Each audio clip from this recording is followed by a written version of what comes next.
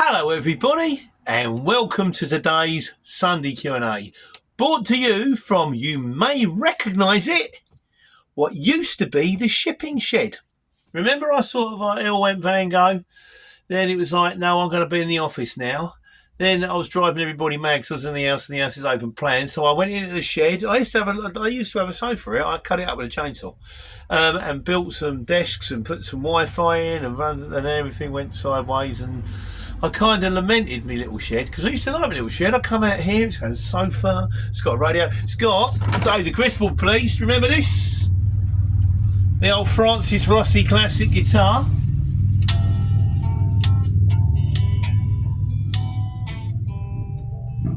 Yeah, well, and it's got an amplifier down there and all that, and yeah, there will come a time, hopefully, when I'll be able to come out on a Sunday afternoon and everything's done with a beer in the shed, pick up my guitar, have a little play. Lovely. Not right now, because right now I'm trying to get my head around free agent software, which is the new sort of accounts thing, and then I'm trying to get away from Dance Ace or something like that. It sounds like it should be some technical thing where you're on the arcade where you have to move your feet around, move your hands around, and all that. No, it's something to do with the factoring company and all these millions of things that I'll get my head around. But, you know, it's a journey for a million miles.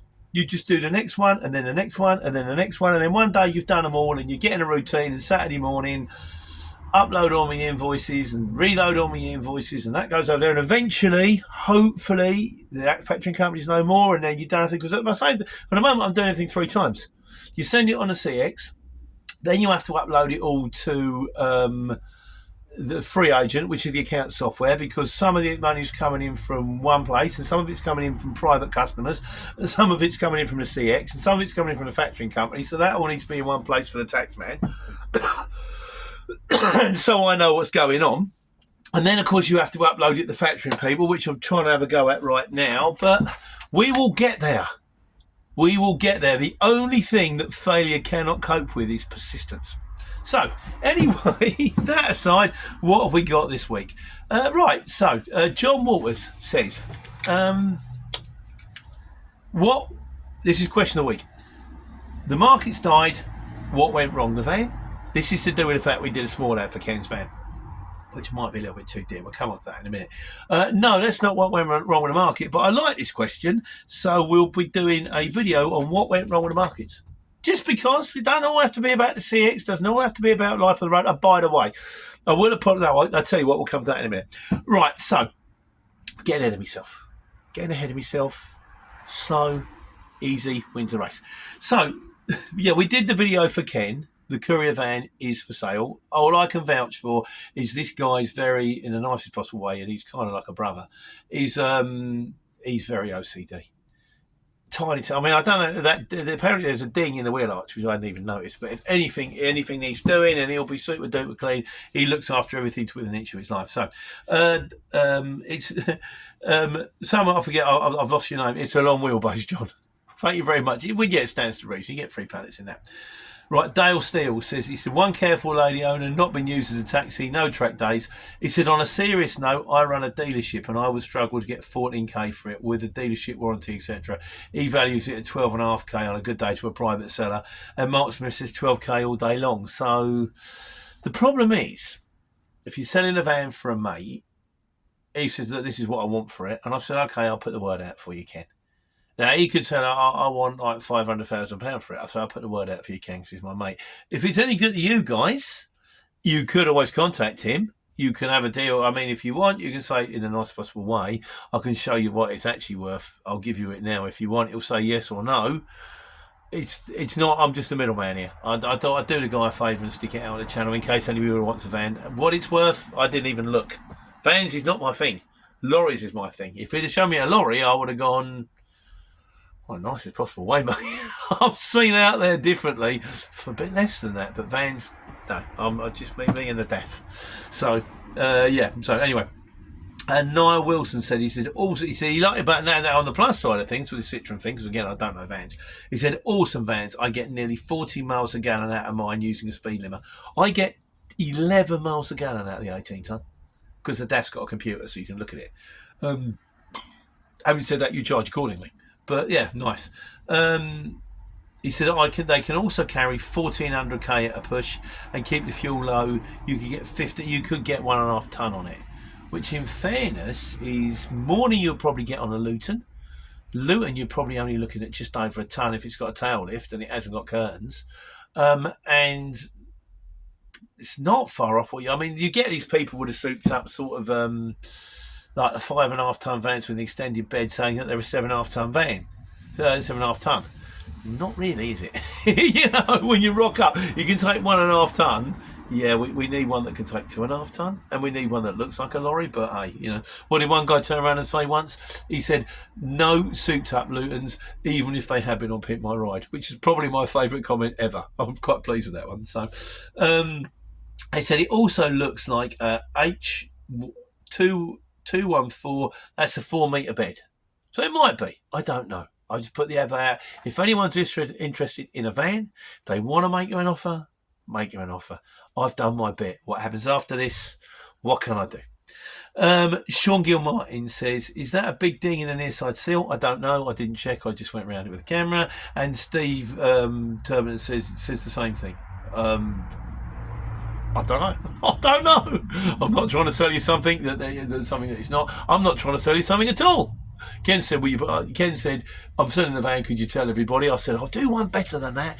I can do even better than that. I'll do you a video, because that's what I do. And he's a mate. So I've done the video. What happens after this? It's off of my control. And finally, Magnetic Vortex says, will you sign the bonnet? Then it's only going to be worth 11 grand. What have you done? It's not. I'm not a Banksy. You've defaced the motor with the scary signature of Pete the courier driver. Now it's going to break. Let's hope it doesn't. So, but yeah, I'd sign it. If you want to buy it, if you get a deal, if signing the motor, if gets a deal through, I happily will. It's going to make no difference, but if it did, I would. Anywho, right. So, Delights of London. I kind of touched on this a little bit earlier. Delights of London. You've had to endure 3 Life on the Road videos on the pop. The thing is, what happens with the Life on the Road videos is sometimes I just film them. If there's something if you're just going to go and pick up some pallets from a distribution centre in Milton Keynes and drive them to Northampton, I don't film them. But if for some bizarre reason something strange happens, like it turns out I'm going to Buckingham Palace, or I'm going to some nuclear sort of power station, or somewhere, some place of interest, some different job of interest, then I film it. And when the Sat-nav fired up the next day and said you're going all the way through central London, I thought, this might be worth a shout. I'll film this. So you just keep filming it, and then I go to edit it, and I've got mountains and mountains of content, and I could make like a feature film out of it. I'm thinking, well, no one wants to watch that, so I just leave it in 10 minutes. But then, of course, I've done it like a month or so ago. I put it out at some stage, and then everything changes. And I can't really stick out videos of the Delights of London with me in the Transport It t-shirt when everyone goes, hang on, Peter, you just told us for the last 2 months you've been working for yourself. So what I did is that's the old me in the old truck. That's all done now. So all the videos now that are coming up, you'll see this week, you'll see the new truck. And the first job I've done in a new truck, and then all the other bits and pieces, including turning the flag round for those of you that have gone, it's still the wrong way up, Pete. I'm like, how can I make such a mistake? But anyway, it's all coming out, but I just wanted to clear it out. So it's not going to be Life on the Road. I will get around to addressing a lot of the questions you've done, but I'm kind of on the hurry up to get the old life out, to say, right, that's it, draw a line under it, jump, new life. Here we go. So thanks for enduring. Anyway, Delights of London. David Winter, who's Dave the Crisps, who's the black cab driver. He said, yes, he said, where I was going down the embankment, he said, you're talking about the Little Ship Club. He said, your knowledge isn't too bad. Oh, I wish, mate. I wish. It's gone. But you know what they say, a little knowledge. Plus, King Charles Island, I'm sure his horse is one leg up. I'll check it later. I think he died at the hands of Cromwell. He did. Charles I was beheaded, guillotine, executed, and I assume that means didn't die in his bed peacefully and didn't die on the battlefield, so therefore must fall into died as a result of wounds from battle, which I assume is what an execution is. You know, you've had a big war, You didn't die during the war, but afterwards you died of a wound. Largely a great big blade cutting your head off, which is not exactly the same as getting sepsis, but it is kind of is what it is. Incidentally, if you ever want to know the Kings of England, there's a really... I'll do you a link. I love this. David Chris got me onto one of them. He got me onto the King Charles II. My name is King Charles II. I like to party. It's kind of an Eminem thing, but I love their horrible histories. There is a horrible history song that does all the kings from basically William the Conqueror, 1066, Magna Carta and Doomsday Book, right up to present day. I learned it, but I have to keep going back and revising it because I just don't know why. I thought, why do I not know? I should know this stuff. You should know your kings. You should know them. I don't know why. Like, you should know your country. You should know where places are. Why is it for geography we focused on Alice Springs, a town in the middle of Australia that had like a small population? I remember learning about a tsetse fly. Why am I learning about a tsetse fly? Why am I not learning where in the country Manchester is, Newcastle is, Bristol is? It would have stood me in much better stead in my future life rather than getting it wrong going, I've just taken a job, I've just gone to the wrong place. But I mean, fortunately, I've learned that myself now, but history and geography, it's kind of important. Like maths is important, but not maths, arithmetic. Learning how to do 20% of something, that's going to stand you in good stead in future life. Learning how to put stuff by. Learning the area of a triangle, really not that useful. Trigonometry, nah. What's the other one? Algebra. I liked algebra. It's good algebra. Have I ever used it? No. Absolutely pointless. Basics is good. Good basics. The rest of it, let them specialise in what they're good at. And that doesn't include acting, footballing or social media, because there are lots of people that want those jobs unless they're really, really good at it, and then they can do it. As he climbs down off his soapbox, Jackal says, I love the route next to the river in my truck. Yeah, it's kind of nice, isn't it? It's nice when it's moving. It's nice if you can get there and out when you're going down Chelsea Embankment. You're right, Dave, I'm not that daft. You're going along Chelsea Embankment and all that. You've got the bridges on your left-hand side. It's kind of nice at the house, the mooring up. And Godzilla says, always wondered how much mooring costs in London were. I've seen the boats people are living in. Mate of mine actually looked at one recently, my mate Richard, who sort of looked after me, and it wasn't as dear as you might think. The boat and the mooring, I went, mate, how much? I'd bite his hand off. I'd have that. Whether he did or not, I don't know. I guess it's one of the things. And Godzilla's also, because I've said, see you later, baked potato.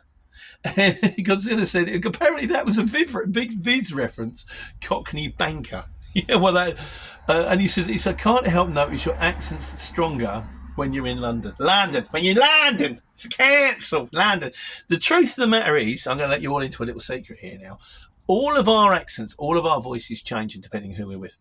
And you're going to go, no, mine doesn't. I'm always me. I'm always the same. No, you're not. You're not. Your accent and your dialect and your vocabulary is completely different when you're with your mum, when you're with a vicar, when you're with a kid's teacher in school, and when you're with your mates down a pub. My wife turned around to me and she said, I always speak the same. I always speak the same. Then she went out for a drink with her mate Susie. She came on the very next day and she went, you know what, you're right. I actually heard myself going, and I went, I don't speak like this.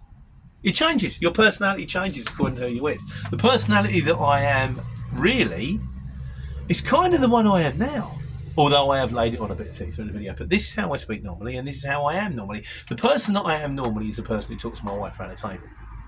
And with but otherwise it changes. But that's okay. You're allowed to change. I'm like Mr. Ben, but a different hat on. Need a hat to cover up my receding hairline. Where are we?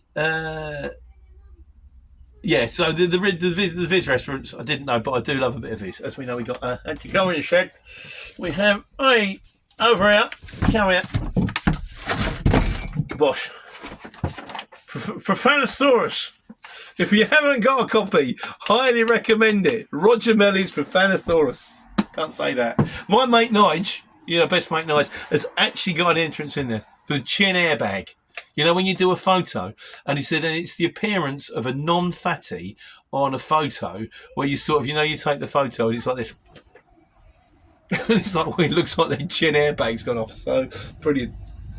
Yeah, you can keep your Collins English Dictionary, Viz Profanosaurus. Over 100,000 entries. Fantastic. It's value for money.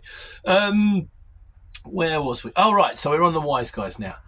No, we're not on Wise Guys. Yes, we are on the Wise Guys, yes, because I've just mucked around with this. Right, so I need your help on this one. This is always learning.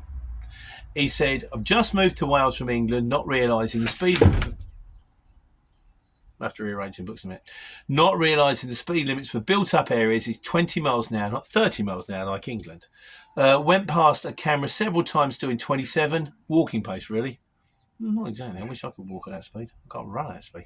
Of course, they don't send you letters for several days, so I hadn't a clue. He got 16 NIPs, 18 points. 3 points taken off the speed awareness course. That's 15 NIPs. And so I've got to argue my case. So I can't afford a lawyer either. Really annoying because I've never had a point in 14 years of driving. The Welsh are up in arms and many roads are up for review. Back to 30 miles an hour. Right, so I'm looking at this from two angles, personally. Firstly, ignorance is no defence of the law. This is I'll do the bad bit, then we'll do the good bit. Ignorance is no defence of the law. You can't turn around and say, well, I didn't know that I wasn't allowed to steal, take stuff without paying for it. I thought that was okay. It's sort of like, well, no, just because you took it, you're stealing. I don't care what you thought. It's not right. Having said that, I don't even think you'd need a lawyer. I think you could go, of course, and go, look, I didn't know. And I've not had I think you'd make the case, I haven't had a point in 14 years.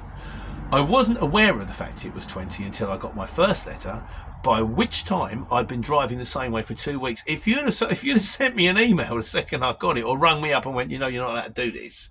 So, and now I know that I've done it, I haven't infringed since. I'd like to hope that a sympathetic judge might turn around and go, look, I'll tell you what we're going to do. We're going to reduce your points down to this.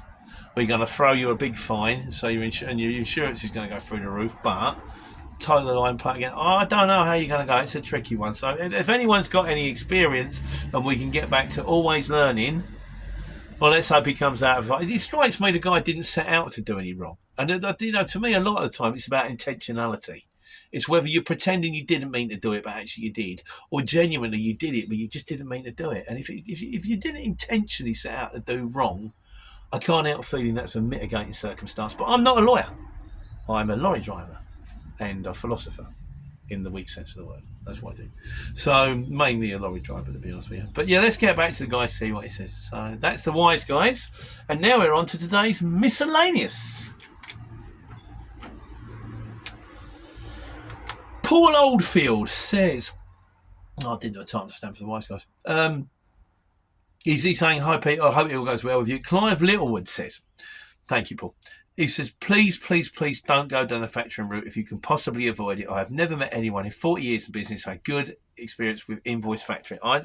The operative words in these sentences, Paul, is if you can possibly avoid it. As it turns out, I'm probably factoring half of the invoices. And that's legal because my factoring company is the first one ever that doesn't say we want all your work. They just said we just want all the big punters. So I've done 3 or 4 jobs for like people off the CX, which I might not do again for 6 months. Those are not factored. I'm doing jobs for HBC who pay really quickly. Those are not factored. And I'm doing jobs for one of our own private customers who is actually very kind. He said, I'll pay you on receipt of invoice. So those are not factored. And what I hope to do is I'm with a factoring company for about a year. And over the space of about a year, I hope to sort of slowly take off. I've got to pay them anyway, but slowly take off some of my existing customers so that by the end of the year, all of my invoices will be non-factored. But without them, I'm lost.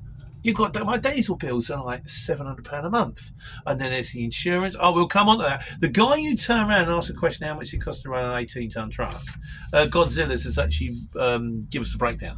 So what I'm going to do is I'm going to try and have my breakdown so we can get back to you a bit quicker with those invoices. I said I'd do those videos that the sort of the ones that you need to know, not the life on the road videos, some more the sort of the how much help me out here, Peter videos.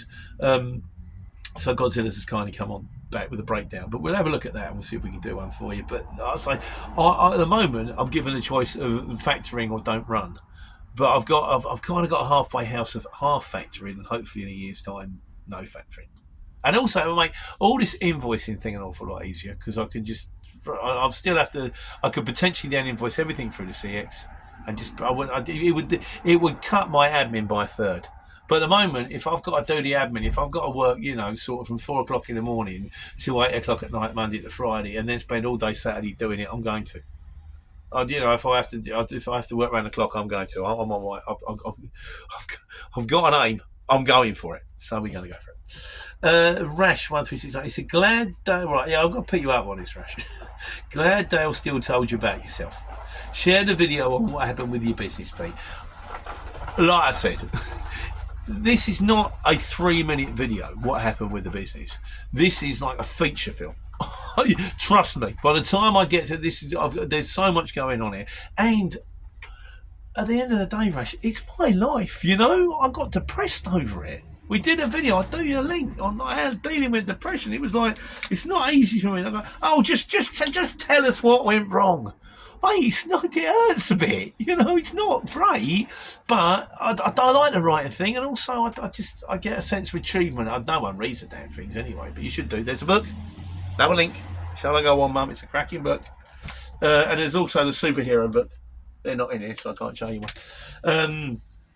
But that's what I want to do. But I'll take on Dale's point, and he's going, well, that's not fair. Because, you messed it up, and then everybody else could, benefit. So I will do a breakdown of what went wrong. But as for specifics, you've got to give me a bit of time on this, mate. It's a little bit raw still. And to a certain extent, I've got to do it my way. Free will is a wonderful thing, but you have to work for it. Free will doesn't come for free. The best things in life are not free. The best things in life are the things that money can't buy, but they're not free. The best things in life are the things you... How does the phrase go? The best things in life are the ones you cannot buy. That's different.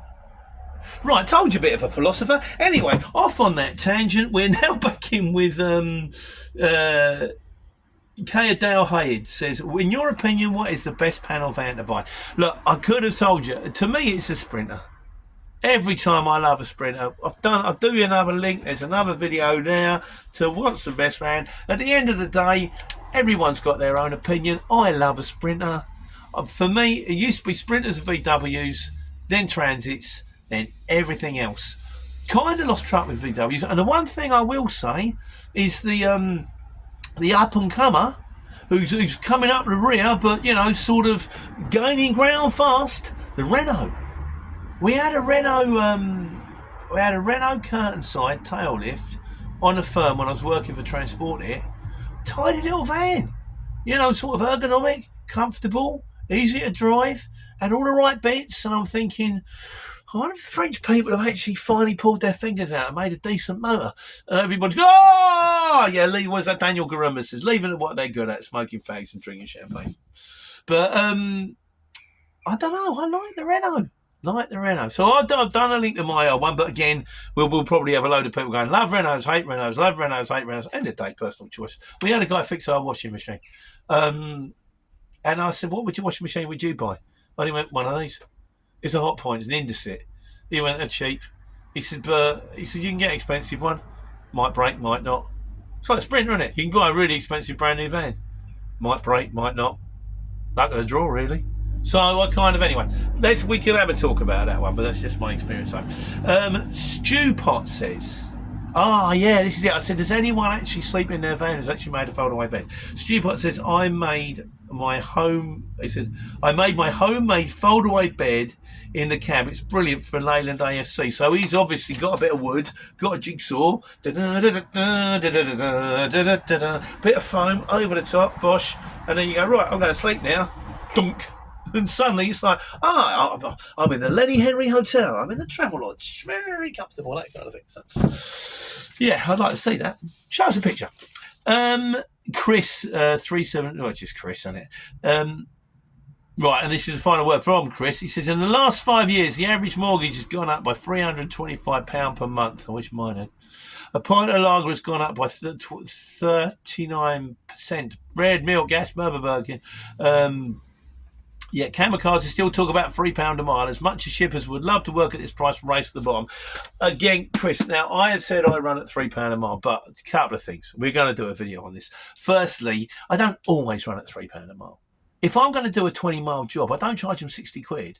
I charge him £250. So on a 20-mile job, I'm running at over £10 a mile. Also, if you want to run for like 180 miles on the CX, and you say you're running for 200 miles and you quote £800 for that job, do it. Fire away. I'm going to run at £4 a mile, £800. See how many people ring you. Nobody. I'll tell you what you do. You'll have a load of strippers looking at that going, this geezer has just quoted £800 for 4 hours for like a 6-hour journey. Is he having a laugh? Coming out of Scotland, you'd be lucky to get £2 a mile. But I've said all the way along, it's not that straightforward. It's where you are, where you're going to, the time, what you're picking up. It's much, much more involved than that. But it's not that tricky, because if I can do it, you can all do it. So, right, so that's it. Today's only Q&A. Like I say, this bit here, which is the bottom of the piece of paper, is one I've got to do about how much it costs to run an 18-ton truck. Thank you, Godzillas. We'll get onto that. In the meantime, another week in the lorry. I don't know if you can tell. I'm feeling a lot better. I'm feeling a lot more invigorated. I feel like I've got my old life back a little bit. So I'm looking forward to Monday. I'm not looking forward to Monday. I like weekends. But I'm not. It's different. I will get out of bed on Monday with a different mindset, because I'll be thinking I'm getting up with a good chance of taking care and taking money.